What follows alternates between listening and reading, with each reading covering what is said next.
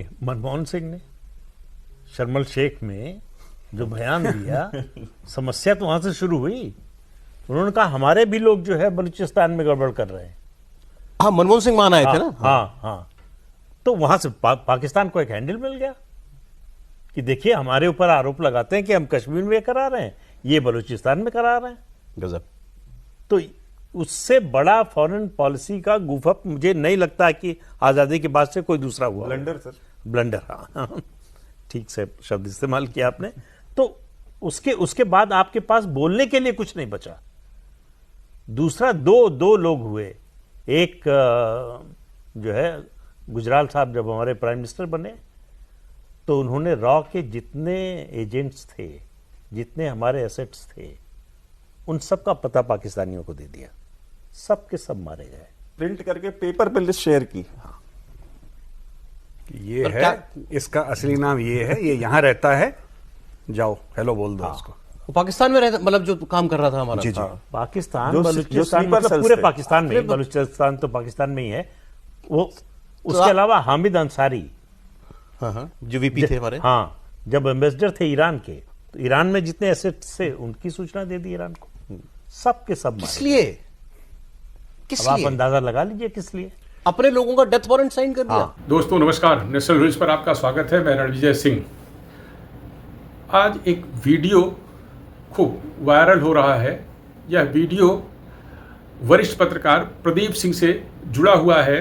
प्रदीप सिंह एक TV news channel को बातचीत के दौरान यह बात कह रहे हैं कि पूर्व राष्ट्रपति हामिद अंसारी और पूर्व प्रधानमंत्री इंद्र कुमार गुजराल ने रा की सूचनाएं ईरान और पाकिस्तान को देकर रा को जो नुकसान पहुंचाया उसकी भरपाई भारत और भारत की अंतर्राष्ट्रीय स्तर पर खुफिया सूचनाएं जुटाने वाली एजेंसी रा यानी रिसर्च एंड एनालिसिस विंग आज तक कर नहीं पाई है।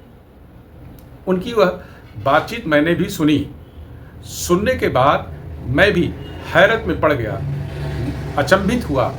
फिर मुझे यह लगा कि क्या वाकई भारत के नेता राष्ट्र के खिलाफ जाकर ऐसा कोई कदम उठा सकते हैं जो भारत को इतना पीछे छोड़ दे, भारत को इतना बड़ा नुकसान कर दे जो कभी सपने में भी सोचा नहीं जा सकता है। मैंने इसे लेकर फिर कुछ और थोड़ा खंगालने की कोशिश की। जो सूचना, जो जानकारी सामने आई उसे पढ़कर मेरी भी आंखें हैरत से फटी रह गईं कि क्या दुनिया में अन्य कोई देश भी ऐसा होगा जिसके नेता अपने देश की खुफिया एजेंसी जो विदेशों में काम करती है उसे लेकर इस तरह लचर ढीला ढाला रवैया अपनाएंगे। एक ऐसा रवैया अपनाएंगे जो उस एजेंसी के खिलाफ हो, जो विदेशों में काम कर रहे भारत के एजेंटों के जान पर बन आए ऐसा कोई काम करेंगे। क्या यह नेता भारत के सगे हैं या उन राष्ट्रों के सगे थे जिनको वह महत्वपूर्ण सूचनाएं उन्होंने लीक कर दी और बदले में भारत के खुफिया एजेंटों की उन देशों में ढूंढ कर चुन कर हत्याएं कर दी गई। हमने जो पड़ताल की उस पड़ताल में बीबीसी ने एक रिपोर्ट प्रकाशित की है जिसमें रा की कई उपलब्धियों का भी बखान किया गया है। इन उपलब्धियों में बांग्लादेश की मुक्त वाहिनी के गठन से लेकर पूर्वी पाकिस्तान को पश्चिमी पाकिस्तान के कब्जे से आज़ाद कराकर एक नए देश की स्थापना का किस्सा पूरा शामिल है कि कैसे इंदिरा गांधी ने रा की स्थापना की और रा के तत्कालीन मुखिया कौव ने पूर्वी पाकिस्तान में एक सफल ऑपरेशन किया और एक नए देश की स्थापना की। परिणामों की बात छोड़ दीजिए। फिर बाद में चीन की नाक के नीचे से सिक्किम में एक ऐसा मूवमेंट रा ने खड़ा किया जिसमें बगैर कोई रक्त बहे, बगैर कोई हिंसा हुए सिक्किम को इंदिरा गांधी की सरकार के समय भारत में मिला लिया गया। यह चीन के लिए बहुत बड़ी असफलता के तौर पर देखा जाता है। रा ने इसके अलावा भी तमाम ऑपरेशनों को अंतर्राष्ट्रीय जगत में अंजाम दिया है, लेकिन जो कुछ घटनाएं हुई, जिन कुछ घटनाओं का जिक्र मैं करने जा रहा हूं, वीडियो थोड़ा हो सकता है लंबी हो जाए, तो आप जरा गौर से इसको सुनिएगा कि भारत के नेता अपने ही देश के खिलाफ कितना बड़ा कदम उठा जाते हैं, जो देश को कितना भारी नुकसान उठाना पड़ता है। भारत के लोगों की जान को फंसा देने का काम यह नेता कर जाते हैं, और यह काम किसी भी राष्ट्रद्रोह से कम नहीं है। भारत में खुफिया सूचनाओं को लीक करने के आरोप में अक्सर विदेशी एजेंट भारत के कभी अलग अलग क्षेत्रों के नागरिक पकड़े जाते हैं, उन्हें सजाएं होती हैं, लेकिन क्या इन नेताओं को कभी सजा होगी? क्या इनके खिलाफ कभी कोई आपराधिक मामला बने? पहला नाम जो मैं लेने जा रहा हूं वह पूर्व प्रधानमंत्री मोरारजी देसाई का है। मोरारजी देसाई ने अपने समय में रा जैसी संस्था को बंद कर देना चाहते थे। रा ने उस वक्त एक ऐसी सफलता पाकिस्तान के खिलाफ हासिल की थी, एक ऐसी सूचना जुटाई थी जो दुनिया में किसी अन्य एजेंसी के पास नहीं थी। लेकिन मोरारजी देसाई ने जो काम किया वह आप सुनिए तो आप माथा पीट लेंगे अपना कि नेता कैसे काम करते हैं, और वो भी भारत के प्रधानमंत्री की कुर्सी पर बैठकर। मेजर जनरल वीके सिंह ने अपनी पुस्तक secrets of research and analysis wing नाम से लिखी है। उस पुस्तक में मोरारजी देसाई वाले प्रकरण का उन्होंने जिक्र किया है, जिसको बीबीसी के साथ एक बातचीत में भी वीके सिंह ने बताया था। वीके सिंह ने इस पुस्तक में लिखा कि रा के एजेंट्स ने पाकिस्तान के काहुटा परमाणु संयंत्र की तमाम खुफिया जानकारियां जुटाई, उसके ब्लूप्रिंट को भी हासिल करने के करीब रा एजेंट था, और यह सूचना आई कि उस ब्लूप्रिंट को हासिल करने के लिए $10,000 की कीमत देनी होगी। मोरारजी देसाई ने उस ऑफर को ठुकरा दिया, और यही नहीं किया, उन्होंने तत्कालीन राष्ट्रपति जनरल जियाउल हक को फ़ोन करके यह बात बता दी कि आपके काहुटा परमाणु संयंत्र में क्या हो रहा है, इसकी पूरी जानकारी, उसका ब्लूप्रिंट हमारे पास है। इतनी जानकारी मिल जाने के बाद कोई विदेशी सरकार, दुश्मन देश की सरकार क्या कदम उठाएगी, उसकी खुफिया एजेंसियां, उसकी सैनिक क्या करेंगे? आप सहज अंदाज़ा लगा लीजिए कि मोरारजी देसाई ने क्या नुकसान किया। और वीके सिंह ने इस बात का जिक्र किया है कि वह ब्लूप्रिंट फिर बाद में भारत को मिला भी नहीं, और जिस एजेंट ने इस सूचना को जुटाया था उसका भी बाद में पता नहीं चला। यानी पाकिस्तान ने यह जब खबर मोरारजी देसाई ने जनरल जियाउल हक को बता दी कि आपके परमाणु संयंत्र की जानकारी मेरे पास है, तो जनरल जियाउल हक की एजेंसियों ने एक तो यह खबर उनको मिल गई कि कहाँ से सूचना लीक हो रही है और कैसे कैसे सूचनाएं लीक हो गई। उन्होंने उन रास्तों को बंद किया, साथ ही उस एजेंट की हत्या हो गई पाकिस्तान में, और भारत के जरिए ही पूरी दुनिया को इस बात की जानकारी हुई कि पाकिस्तान परमाणु हथियार बनाने के करीब पहुंच चुका है। सोचिए कि क्या भारत के नेता कितनी दरिया दिली अपने दुश्मन देश के साथ दिखाते हैं, और कितना बड़ा नुकसान अपने ही देश का प्रधानमंत्री की कुर्सी पर बैठकर कर जाते हैं। और यह काम अकेले मोरारजी देसाई ने नहीं किया। इंद्र कुमार गुजराल ने तो और भी गजब किया। इंद्र कुमार गुजराल जैसे ही प्रधानमंत्री की कुर्सी पर बैठे, उन्होंने पाकिस्तान में रॉ के सारे ऑपरेशन बंद कर दिए। वरिष्ठ पत्रकार प्रदीप सिंह ने जिस बात का जिक्र किया वह दरअसल यही वाला था, जिसमें इंद्र कुमार गुजराल ने एक पूरी सूची बनाकर पाकिस्तान की तत्कालीन सरकार को सौंपी और इसके बाद कहा जाता है कि पाकिस्तान की एजेंसियों ने वहां काम कर रहे रॉ एजेंटों की ढूंढ कर हत्याएं की। पूरा रॉ खत्म हो गया, पाकिस्तान से रॉ का नामो निशान मिट गया। इंद्र कुमार गुजराल ने बतौर प्रधानमंत्री यह काम किया जो राष्ट्र के खिलाफ था और पाकिस्तान में उसकी भरपाई रॉ को करने में अभी भी बहुत परेशानी उठानी पड़ती है। एक उपराष्ट्रपति हामिद अंसारी थे, जिन्हें भारत में डर लगता है, ऐसा उन्होंने कहा था। उन्होंने भी कुछ कम नहीं किया।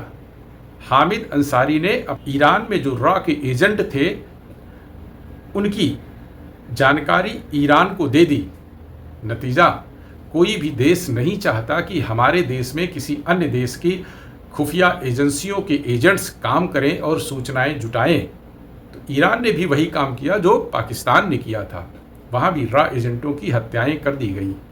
क्या आप सोच सकते हैं, आप मान सकते हैं कि यह नेता इतना नीच गलीज काम भी कर सकते हैं, जो अपने ही राष्ट्र के खिलाफ हो, अपने ही देश के नागरिकों की जो दूसरे देश में अपनी जान को जोखिम में डालकर काम करते हैं। जमीन पर सूचनाएं जुटाना कितना मुश्किल काम होता है, या किसी भी खुफिया एजेंसी के किसी भी अफसर से पूछिए, किसी जमीन पर काम करने वाले किसी एजेंट से पूछिए। आईबी के तमाम अफसर मेरे मित्र हैं। अक्सर बातचीत के दौरान वह किन्हीं ऑपरेशनों के बारे में बताते हैं कि कैसी कैसी कठिनाइयां उनको फील्ड में उठानी पड़ती हैं। जो इलेक्ट्रॉनिक सिस्टम है जानकारियां जुटाने का, अन्य जो जानकारियां जुटाने का है, वह तो कुछ आसान तरीके से हो जाता, क्योंकि वहाँ ह्यूमन तरीके से फील्ड में रहकर काम नहीं करना पड़ता। उसके तमाम इलेक्ट्रॉनिक तरीके हैं, लेकिन एक दूसरे से व्यक्तिगत संपर्क करना, छिप कर रहना, नाम बदल कर, वेश बदल कर काम करना, दुश्मन देश में रहकर, उनके लोगों के बीच में रहकर, उनकी एजेंसियों से खुद को बचाकर, उनकी सेनाओं से खुद को बचाकर, उनकी सूचनाएं अपने देश के लिए जुटाना, यह राष्ट्रभक्तों की हत्या है। और इसके आगे भी हुआ।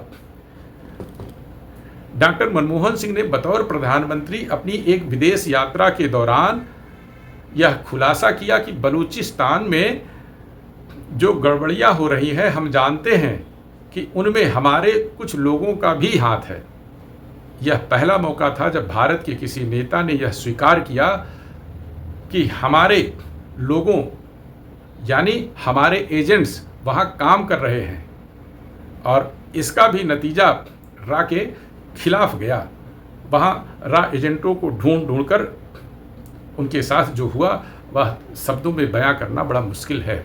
यह अलग बात है कि प्रधानमंत्री नरेंद्र मोदी ने लाल किले से बलूचिस्तान के आंदोलन को समर्थन दिया था, लेकिन यह नहीं कहा कि हमारे लोग वहाँ काम कर रहे हैं।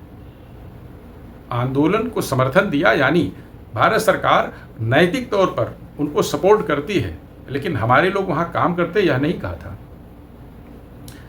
बाद में एक कारगिल युद्ध के दौरान अटल बिहारी वाजपेयी की सरकार से भी एक ऐसा काम हुआ जिसका खामियाजा रॉ को उठाना पड़ा।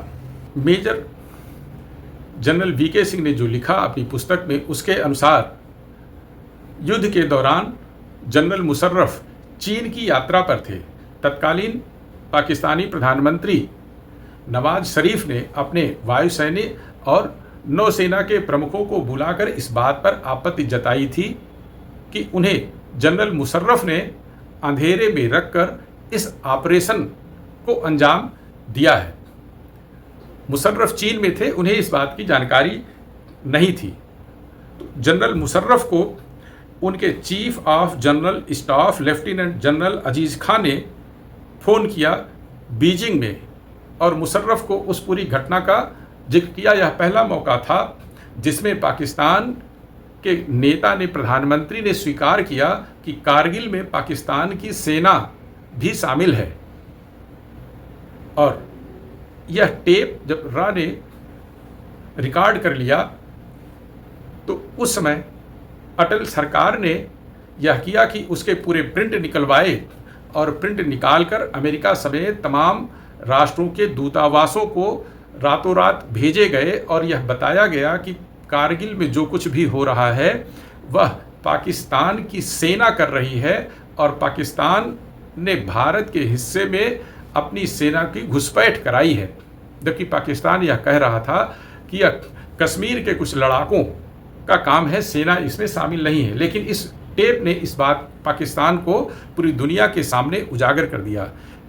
मेजर जनरल वीके अपनी पुस्तक में इस बात का जिक्र करते हैं कि उस वक्त सरकार ने यह जो काम किया यह बेहद दुर्भाग्यपूर्ण था। वजह, जैसे ही भारत ने मुशर्रफ की फ़ोन की टेपिंग की बात सार्वजनिक की, वैसे ही पाकिस्तान की सेना ने उस स्रोत को बंद कर दिया जिस स्रोत से भारत की खुफिया एजेंसी जानकारियां जुटा रही थी। भारतीय एजेंसियों को फिर सूचनाएं मिलने में दिक्कत होने लगी। पाकिस्तान ने उस पूरे नेटवर्क को ही बंद कर दिया क्योंकि यह बात खुल गई कि रा के एजेंट्स वहां इस नेटवर्क का इस्तेमाल कर जानकारियां जुटा रहे हैं। उसका भी बहुत बड़ा खामियाजा रा को उठाना पड़ा और उसके बाद पाकिस्तानी एजेंसियों ने तमाम ऐसे प्रबंध किए जिसका दूरगामी असर हुआ और भारत में जो कुछ पाकिस्तानी खुफिया एजेंसी ने किया उसको पता लगाने में, क्योंकि पीछे के कुछ जो प्रधानमंत्रियों ने रा के एजेंटों की हत्या कराने जैसा काम किया पाकिस्तान में, उसके कारण रा की स्थिति वहाँ थोड़ी कमज़ोर हुई और नतीजा पाकिस्तान से आए आतंकवादियों ने जो संसद पर हमला किया उसकी सूचना रा को नहीं मिल पाई। पाकिस्तानी खुफिया एजेंसियों ने जो मुंबई में हमला कराया उसकी सूचना रा को नहीं मिल पाई। कश्मीर का जो पाकिस्तान का ऑपरेशन है कश्मीर में, उसकी सूचनाएं जुटाने में रा को तमाम परेशानियां जुटानी पड़ी। वो सूचनाएं जो आराम से आती रहती थीं वह आनी बंद हो गई। हालांकि नरेंद्र मोदी के प्रधानमंत्री बनने के बाद आप अक्सर अखबारों में पढ़ते होंगे कि एक अज्ञात व्यक्ति ने एक आतंकवादी को मार दिया, हत्या कर दी, बंदूक से हत्या कर दी।